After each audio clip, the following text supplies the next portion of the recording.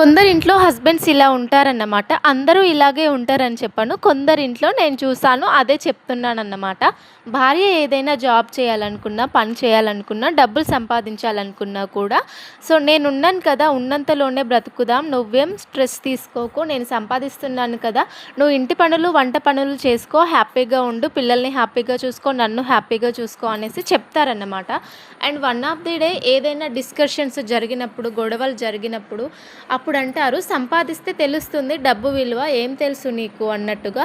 అలాగే ఇంట్లోనే కదా ఉంటున్నావు, ఏం చేస్తున్నావు, ఈ పని చేస్తేనే నీకు అంత కష్టమవుతుందా అన్నట్టుగా చీప్గా మాట్లాడతారన్నమాట.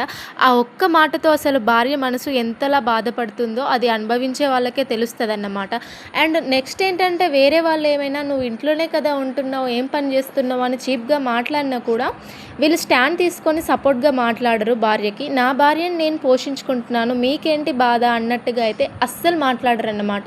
వాళ్ళతో పాటు వీళ్ళు కూడా చేరి 2 మాటలు అంటారన్నమాట.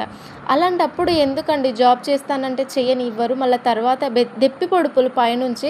దయచేసి ఇలా అయితే ప్రవర్తించకండి. ఎందుకంటే భార్య హ్యాపీగా ఉంటేనే మీరు హ్యాపీగా ఉంటారు, పిల్లలు హ్యాపీగా ఉంటారు, కుటుంబం హ్యాపీగా ఉంటుందన్నమాట. తనని బాధ పెడితే అందరూ మళ్ళీ బాధపడాల్సి వస్తుంది. నేను ఫేస్ చేశాను, చాలామందిని చూశాను. అందరూ ఇలాగే ఉంటారని చెప్పను. 10 మందిని తీసుకుంటే అందులో కనీసం 4 అయినా సరే ఇలా ఉంటారన్నమాట. ఇక ఇదన్నమాట ఈరోజు వీడియో. లైక్ చేయొచ్చు కదా.